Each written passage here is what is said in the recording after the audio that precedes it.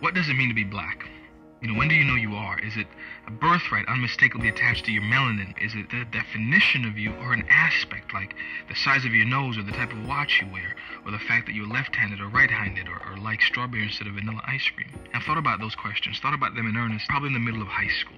Actually I began writing them down, writing down what I thought about all these questions. I kept a journal my sophomore, junior year, wrote in it just about every day. The first couple of entries were always about what I did that day or what I did the day before, just keeping track of my life more or less.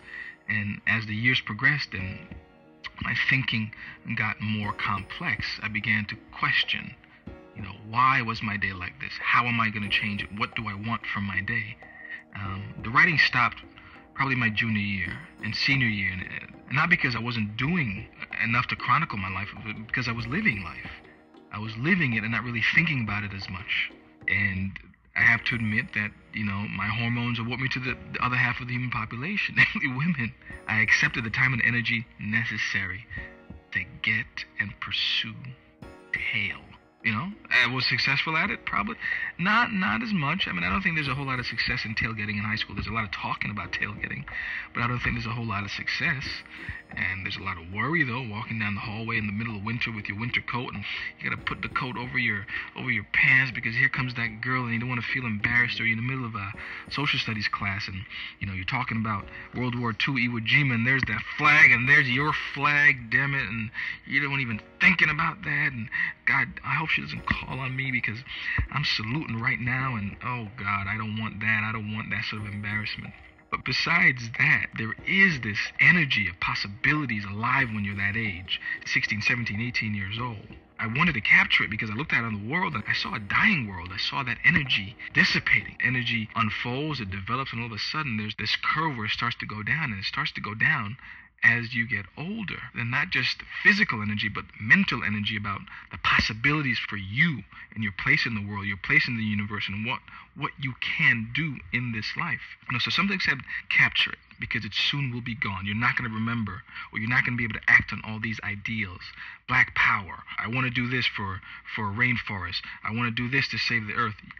You're not going to be able to do that. Whether it's politics or the gravity of life or family, work, having to pay bills, you're going to become a cog, part of a machine, part of some structure that's going to prevent you from thinking about ideals, thinking about ideas. So now, when you're this young, capture them. So I did. I began to, and I began really paying attention to those ideas, and I had this grand vision for a book that I wanted to write called 17 to Life.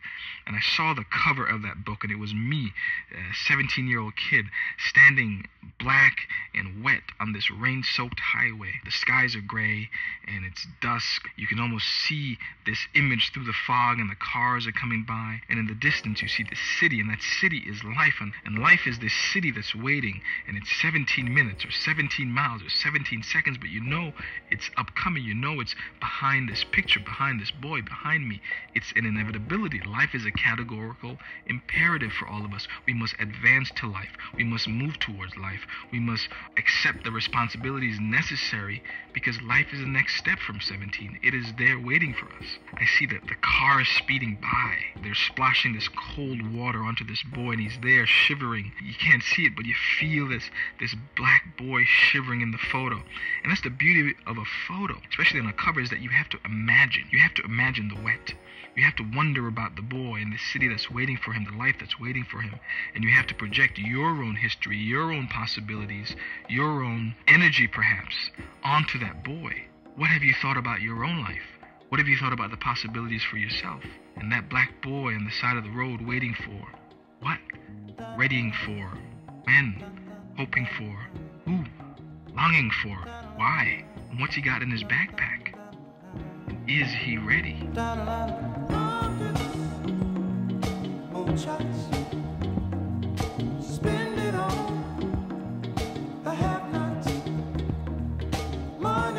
For the sake of speed and comfort, not much can be carried when traveling alone and unsure of what lays ahead. Ours today is a light, transient, fluid world. You cannot be held back by baggage, especially when cheaper, newer ones, baggage that is, can be gotten wherever you're going. British sociologist Zygmunt Bauman calls ours a liquid modernity. And what he means is what you think of in a liquid world as opposed to a solid world. Liquid is shapeless, formless, malleable, never the same minute to minute. I also like to think of it as we're in a historical adolescence. And why not? What is adolescence if not a liquid phase of constant flux and change where nothing is ever the same day to day? I remember those days, writing down in my journal, and nothing was ever the same. Something new was happening every single day that I needed to chronicle because I knew I would forget it by the time I woke up the next day. And in those days, uncertainty and dread plague. It's the classic storm and stress of hormones raging, and the stage is set for the adolescent, for you to play away. The choice is yours. You can get with this, you can get with that, wear the costume you wish, put on the accent you choose, love and sin without and within to do what you like. Say what you like, and all this happens within the bounds of some societal or personal guidelines that in time you will be forgiven for having forgotten. You will look back on that life, and those around you will look back on that life and say, you were young, you didn't know any better, you were just a kid. And that is my hope for the liquid world that we live in now, this formless, bondless age. We will one day look back on and say, they just didn't know better, they were just so young, they had no idea, just children.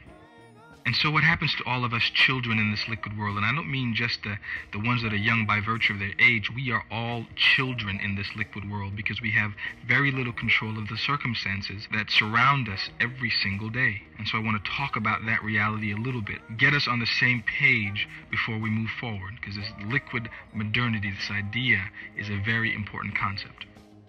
My 10th grade social studies teacher told me that the answer to every single problem in life is the Industrial Revolution. Think about any historical issue, and that's the answer. It's when modern life more or less began. So we're talking about the mid-1800s, give or take. Modernity starts then. Machines, new inventions, locomotive, steam engine, powering industry. And that phase for about 100 years was solid modernity. It was stationed there. It was structured. There were factories, and people went to the factories, and you worked a certain amount of time, and then you went home. There were managers at those factories, and there was an administration, and things were this certain way, and that's the way people did them because that's the way they were going to be done if you were ever going to live. That phase for about 100 years was structured or solid modernity. Think of your lifespan. Birth through childhood is this structured, solid modernity, if you will. You belong to someplace and something by virtue of living in a home. That is your place.